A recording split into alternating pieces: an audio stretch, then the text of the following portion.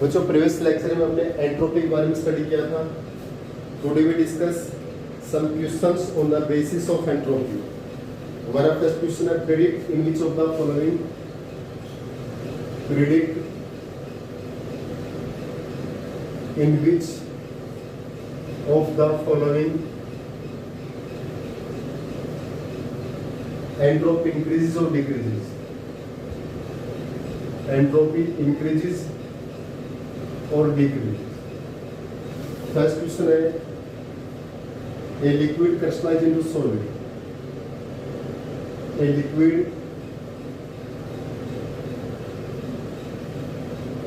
Crystallise into solid.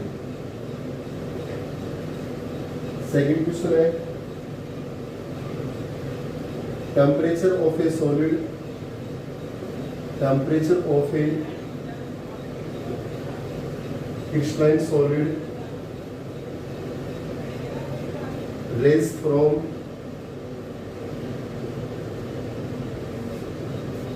0 Kelvin to 115 Kelvin।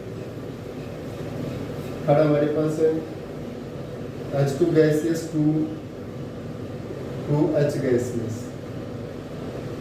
Fourth हमारे पास है 2NaCO3 solid, Na2CO3 solid,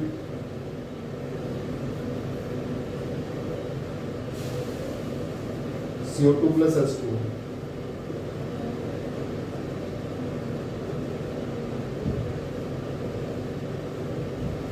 एक हमारे पास क्वेश्चन है Cl2 2Cl। बच्चों इन केस में हमें एंट्रोपी का इफेक्ट देखना है। Predict in which of following entropy increase और डिक्रीज। इन सभी क्वेश्चन में बच्चों एंट्रोपी इंक्रीज होगी या डिक्रीज होगी ये हमें बताना है। एंट्रोपी बच्चों क्या बताया था? Degree of disorder, degree of randomness, वो क्या होती है? एंट्रोपी। जितने ज्यादा डिसऑर्डर होंगे, जितना ज्यादा रैंडमनेस होंगे, उतनी हाई क्या होती है? Entropy. If disorder increases, so entropy also increases. If disorder decreases, so entropy also decreases. अगर disorder increase होते हैं तो बच्चों एंट्रोपी भी क्या होती है? इंक्रीज होती है। अगर disorder decrease होते हैं तो एंट्रोपी भी क्या होती है? डिक्रीज होती है। फर्स्ट क्वेश्चन का आंसर देखिए।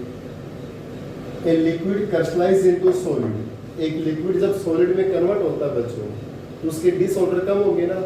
लिक्विड में डिसऑर्डर ज्यादा होते हैं और सॉलिड में डिसऑर्डर क्या होते हैं? कम।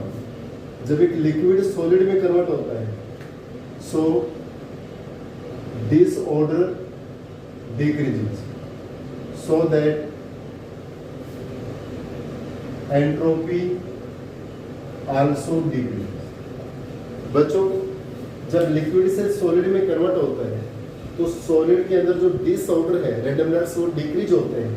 सो एंट्रोपी भी क्या होगी बच्चों? डिक्रीज। एंट्रोपी क्या होता है? Degree of disorder. सेकंड है बच्चों temperature of A crystalline solid 0 to 115 kelvin. बच्चों 0 डिग्री केल्विन हमारा एब्सोल्यूट टेम्परेचर है। इस एब्सोल्यूट टेम्परेचर पे किसी भी सॉलिड हमारा परफेक्ट ऑर्डर ऑफ अरेंजमेंट में होता है। परफेक्ट ऑर्डर ऑफ अरेंजमेंट में जहां पर डिसऑर्डर क्या होते हैं? नेग्लिजिबल होते हैं। यानी 0 डिग्री केल्विन हमारा क्या होता है? 0 degree Kelvin is the absolute temperature, is the absolute temperature. There is solid is in perfect arrangement of atoms, so there will be disorder will be negligible. वहां पर डिसऑर्डर क्या होता है? नेग्लिजिबल। अगर हमारा टेम्परेचर इंक्रीज होता है तो डिसऑर्डर भी क्या होते हैं? इंक्रीज। तो एंट्रोपी क्या होगी? Increase. On increasing temperature, on increasing temperature, disorder also increases, so that entropy increases। तो हमारे पास एंट्रोपी क्या होती है? इंक्रीज होती है। इस केस में हमने क्या बताया बच्चों? जब टेम्परेचर 0 डिग्री केल्विन से 115 केल्विन का आता है, टेम्परेचर इंक्रीज होता है तो बच्चों डिसऑर्डर क्या होते हैं? इंक्रीज होते हैं। अगर टेम्परेचर इंक्रीज होगा तो डिसऑर्डर क्या होंगे? इंक्रीज होंगे। सो एंट्रोपी आल्सो इंक्रीजेस, तो एंट्रोपी भी क्या होता है, इंक्रीज होता है। नेक्स्ट देखिए बच्चों, यहाँ H2 का 1 मोल है और यहाँ पे कितने मोल है, 2 मोल्स है। अगर नंबर ऑफ मोल्स इंक्रीज होते हैं 1 से 2 मोल, अगर नंबर ऑफ मोल्स इंक्रीज होते हैं, यहाँ पर 1 मोल और यहाँ पर 2 मोल है, तो डिसऑर्डर क्या होंगे, इंक्रीज। देखिए बच्चों, प्रोडक्ट में नंबर ऑफ मोल्स ज्यादा है रिएक्टेंट से, it means number of moles increases, number of moles increases, so disorder also increases, so that entropy increase. तो हमारे पास एंट्रोपी क्या होती है, इंक्रीज होती है। नंबर ऑफ मोल्स इंक्रीज हो रहे बच्चों, 1 से 2 मोल नंबर ऑफ मोल्स इंक्रीज होते हैं, तो डिसऑर्डर भी क्या होंगे, इंक्रीज। तो एंट्रोपी भी क्या होती है बच्चों, इंक्रीज होती है। एंट्रोपी क्या होती है, इंक्रीज। ये इनके आंसर है बच्चों। इस केस में देखिए बच्चों, यहाँ तो सॉलिड है, ये सॉलिड है लेकिन ये गैसियस है बच्चों, ये हमारे पास क्या, गैसियस। और यहाँ पर देखें रिएक्टेंट से प्रोडक्ट में गए तो गैसियस मोल्स क्या हुए, इंक्रीज। और जब रिएक्टेंट से प्रोडक्ट में जाते हैं, और going reactant to product, number of gaseous mole increases, so disorder also increases. अगर रिएक्टेंट से प्रोडक्ट में मूव करते हैं बच्चों और गैसियस मोल इंक्रीज होते हैं, तो डिसऑर्डर भी क्या होंगे, इंक्रीज। और डिसऑर्डर इंक्रीज होंगे तो एंट्रोपी भी क्या होगी, इंक्रीज। यानी इन product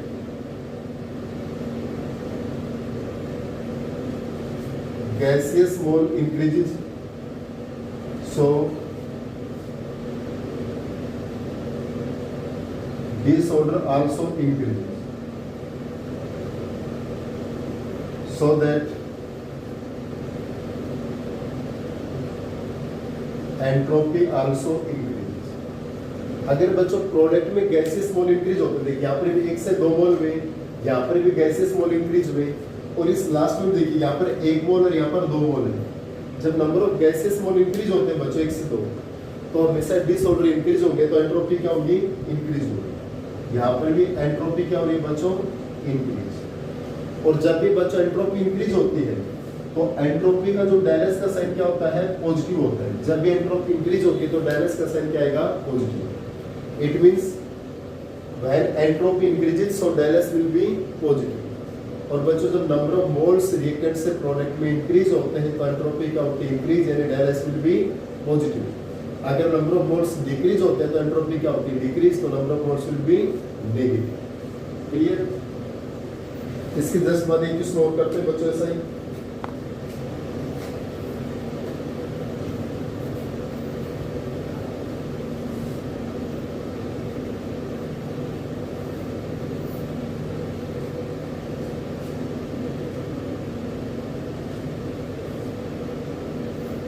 Write sign of entropy in the following reaction। Sign of entropy बताना बच्चों फॉलोइंग रिएक्शन में।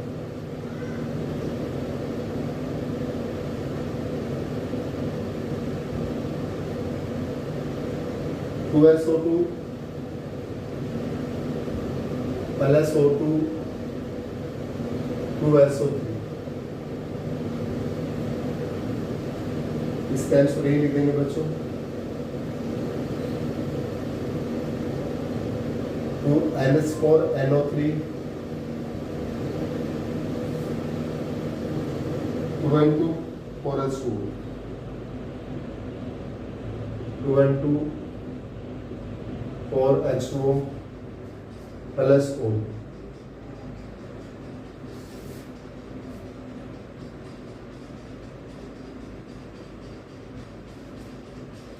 और थर्ड हमारे पास है crystallisation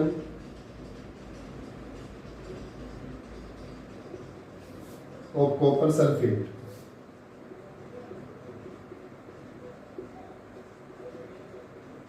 in saturated solution. In saturated solution, इसको देखिए बच्चों, एक बार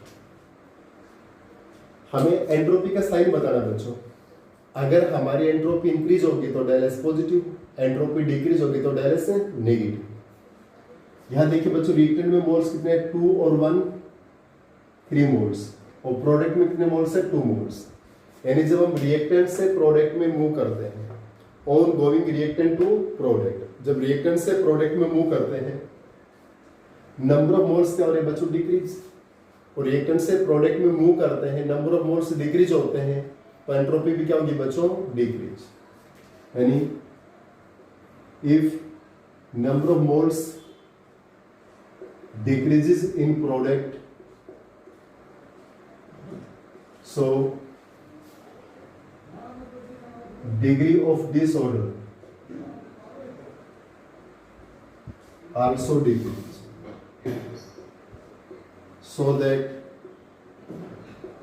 entropy decreases। तो डेलेस का साइन क्या होगा बच्चों, नेगेटिव होगा। जब रिएक्टेंट से प्रोडक्ट में मूव कर रहे हैं और नंबर ऑफ मोल्स क्या हो रहे हैं बच्चों, डिक्रीज होते हैं। अगर नंबर ऑफ मोल्स डिक्रीज होते हैं तो हमारे पास डिसऑर्डर भी क्या होगा, आपके पास डिक्रीज हो गई, तो एंट्रोपी भी क्या होगी, डिक्रीज होगी, यानी डेलेस क्या होगा आपका, नेगेटिव होगा। इस केस में देखिए यहाँ पर बच्चों सॉलिड है, ये सब गैसियस है, ये सब क्या है, गैसियस है, और प्रोडक्ट में जब गैसियस मोल इंक्रीज होते हैं तो डिसऑर्डर क्या होता है, increase. If gaseous mole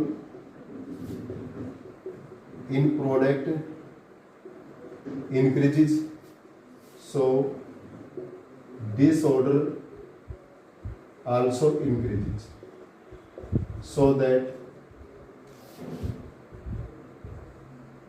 entropy increase. और एंट्रोपी इंक्रीज होती है तो डेलेस क्या हो जाता है बच्चों, पॉजिटिव साइन हो जाता है। डेलेस क्या हो जाता है, पॉजिटिव साइन।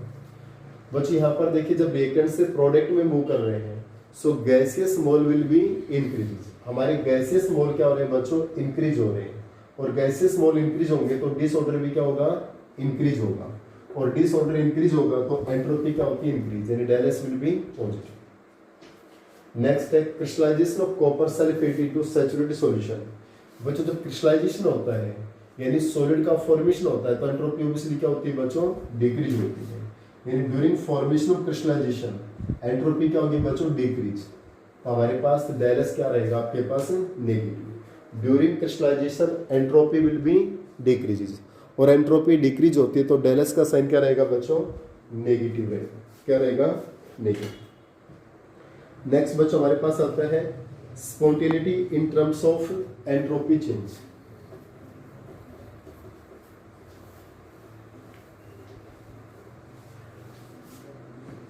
स्पॉन्टेनिटी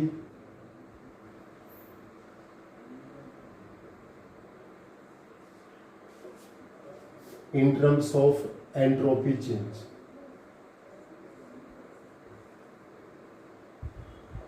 देखिए बच्चों spontaneity in terms of entropy change में क्या भी हमारे पास, अगर डेल एस टोटल यानी डेल एस यूनिवर्स अगर हमारे पास बच्चों पॉजिटिव होती है, क्या होती है, पॉजिटिव, तो रिएक्शन कैसे होगी, स्पॉन्टेनियस होती है। Reaction is spontaneous.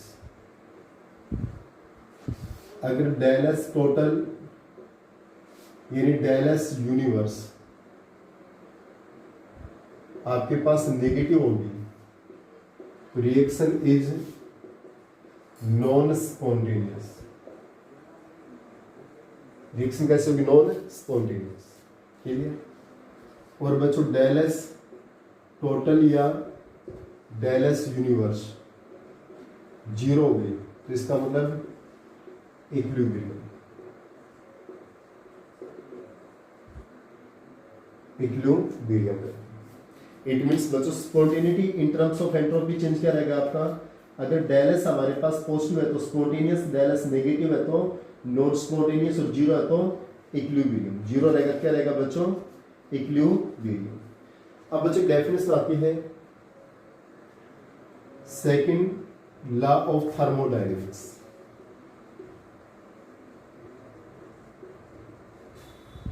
Second law of thermodynamics की डेफिनेशन तो क्या होगी बच्चों, एंट्रोपी ऑफ यूनिवर्स। एक डेफिनेशन क्या होगी बच्चों,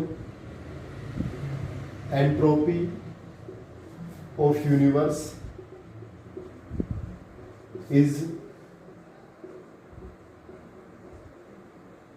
continuously increases.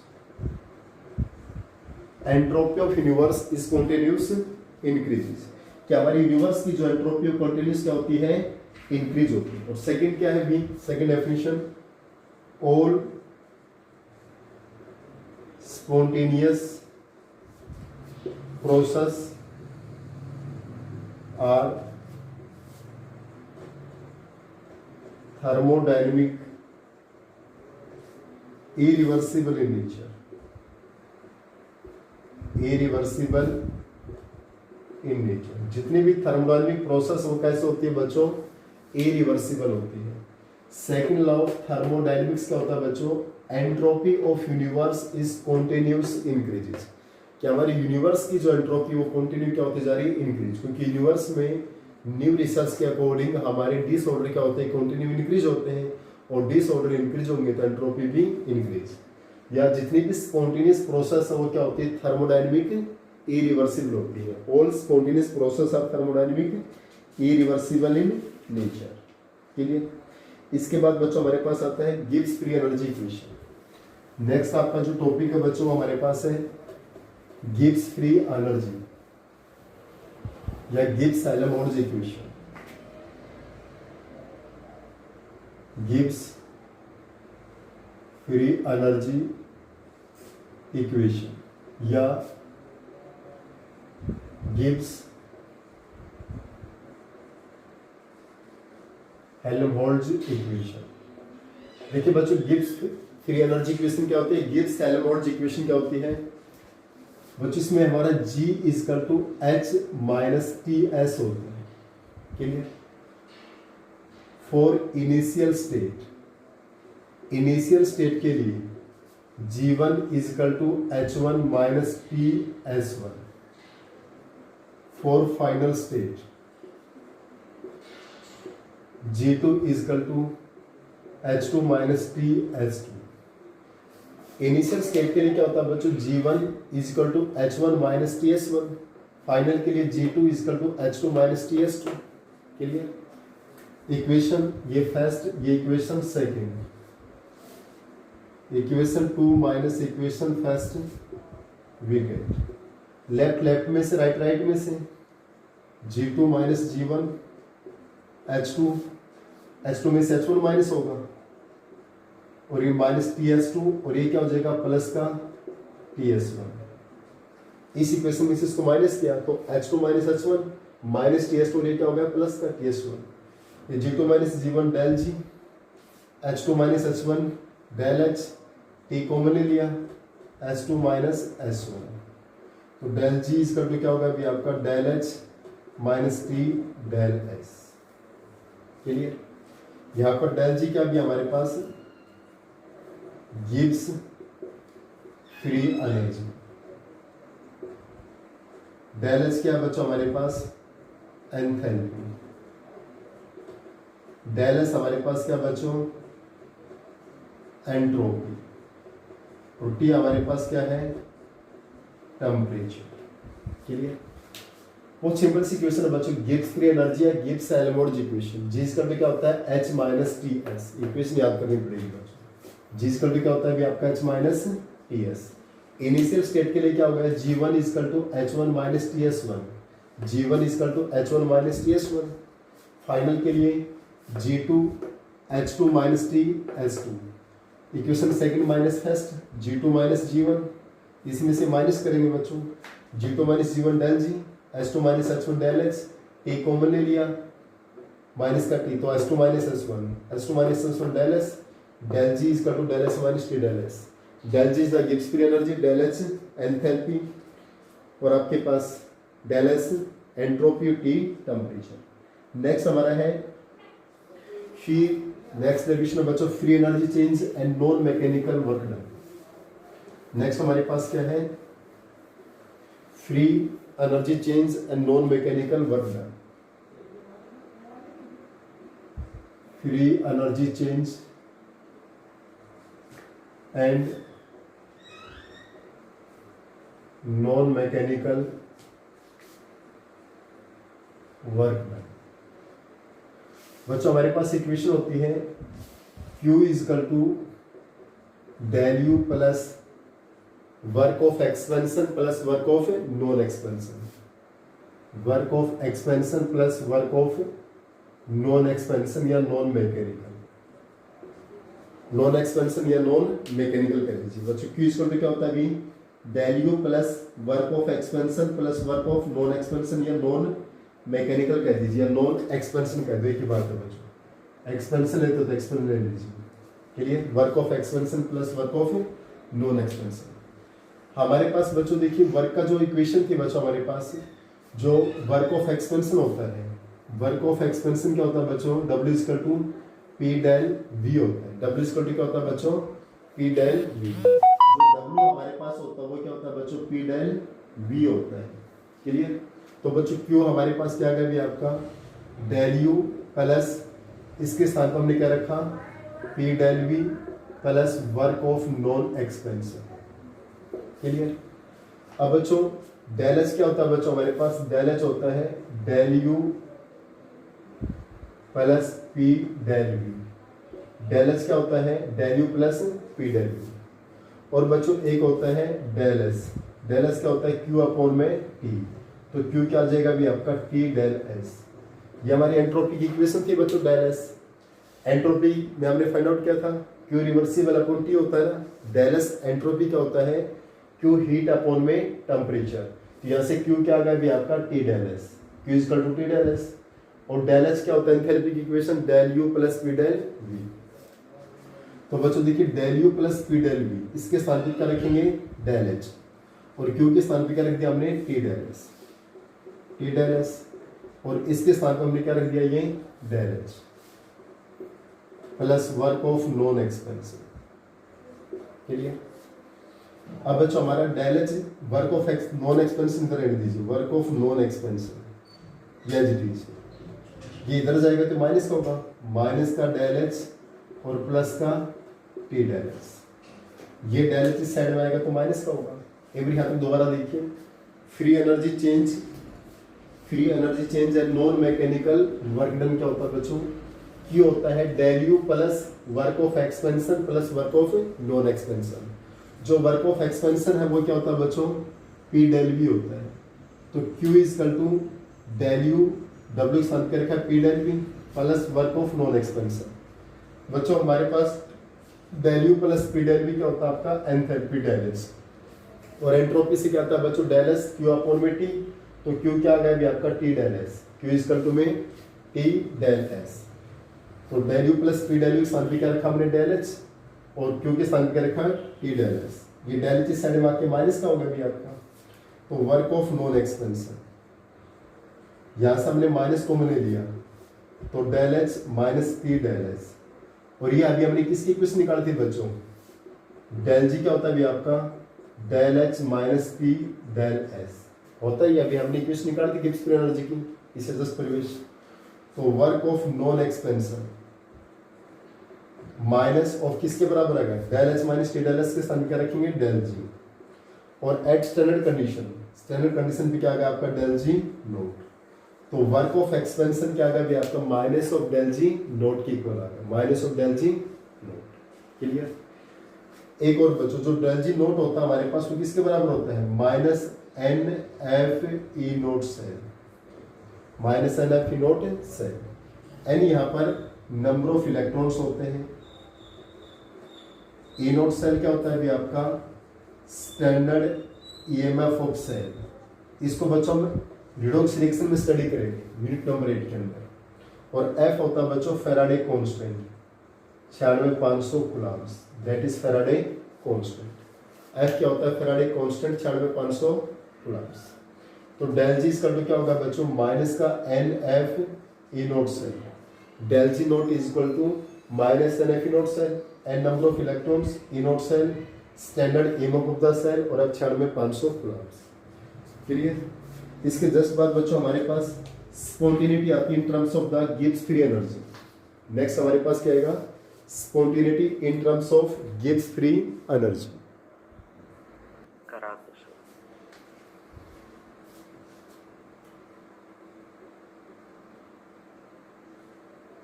spontaneity in terms of gives free energy। बच्चों कोई भी रिएक्शन स्पॉन्टेनियस है नॉन स्पॉन्टेनियस है उसके लिए हमारे गिब्स फ्री एनर्जी की रिक्वायरमेंट है। देखिए डेल जी क्या होता है बच्चों, del H minus T del S. जब भी डेल जी जीरो होगा, डेल जी जीरो होगा तो इसका मतलब क्या हो गया, डेल एच किसके इक्वल होगा अभी आपका, टी डेल एस के इक्वल होगा। डेल जी जीरो होगा तो इसका मतलब क्या है, डेल एच किसके इक्वल होगा अभी आपका, T del S. Del H is equal to T del S और डेल जी जीरो होता है, ये दोनों इक्वल हो गए तो हमारे पास रिएक्शन एट इक्विलिब्रियम। रिएक्शन कहां पर होगी बच्चों, इक्विलिब्रियम के ऊपर होगी, रिएक्शन एट इक्विलिब्रियम। अगर बच्चों हमारा डेल जी नेगेटिव होगा, डेल जी क्या होगा, नेगेटिव, और डेल जी नेगेटिव कब होगा बच्चों, जब del H negative greater than T del S. Clear, del S negative होगा ग्रेटर देन होगा किससे, T del S. Del G negative तभी आएगा बच्चों, और डेल जी जब भी नेगेटिव होगा तो उस केस में हमारे पास रिएक्शन इज स्पॉन्टेनियस होगी। रिएक्शन इज स्पॉन्टेनियस, स्पॉन्टेनियस यानी फिजिबल। बिल्कुल शॉर्ट में बता रहा हूं बच्चों में, जब भी डेल जी नेगेटिव होगा, डेल जी नेगेटिव होगा तो रिएक्शन क्या होगी, स्पॉन्टेनियस यानी फिजिबल। यानी डेल एच ग्रेटर देन होगा नेगेटिव होगा किससे, टी डेल एच से। क्लियर, क्योंकि किसी भी रिएक्शन की स्पॉन्टेनिटी के लिए बच्चों डेल जी करना चाहिए नेगेटिव। अगर डेल जी नेगेटिव है तो रिएक्शन हमारी क्या होगी, स्पॉन्टेनियस होगी। रिएक्शन क्या होगी, स्पॉन्टेनियस। अगर बच्चों इफ डेल एच पॉजिटिव है बच्चों, del H positive endothermic reaction है तो इसका मतलब माइनस का टी डेल एच किससे ग्रेटर देन होना चाहिए, डेल एच से होना चाहिए, तभी नेगेटिव आएगा, तभी डेल जी क्या आएगा, नेगेटिव। क्लियर, अगर डेल जी हमारा पॉजिटिव आ गया बच्चों, डेल जी क्या आएगा, positive, reaction is non spontaneous यानी नॉट फिजिबल। रिएक्शन क्या हो जाएगी, नॉन स्पॉन्टेनियस होगी यानी नॉट फिजिबल होगी। रिएक्शन इज नॉन स्पॉन्टेनियस यानी नॉट फिजिबल। अगर डेल जी पॉजिटिव आ गया तो रिएक्शन क्या हो जाएगी, नॉन स्पॉन्टेनियस होगा या नॉट फिजिबल होगा। क्लियर, डेल जी नेगेटिव आएगा तो रिएक्शन कैसे होगी, स्पॉन्टेनियस या फिजिबल। डेल जी पॉजिटिव आएगा तो नॉन स्पॉन्टेनियस यानी नॉट फिजिबल। यानी अगर डेल एच पॉजिटिव का है और ग्रेटर देन है टी डेल एच से तो हमारे पास ये रहेगा आपका पॉजिटिव आएगा तो रिएक्शन कैसे हो जाएगी, नॉन स्पॉन्टेनियस यानी नॉट फिजिबल। अब हमारे एक लास्ट टॉपिक बच गया बच्चों, एंड और एक्सोथर्मिक का टेम्परेचर इफेक्ट।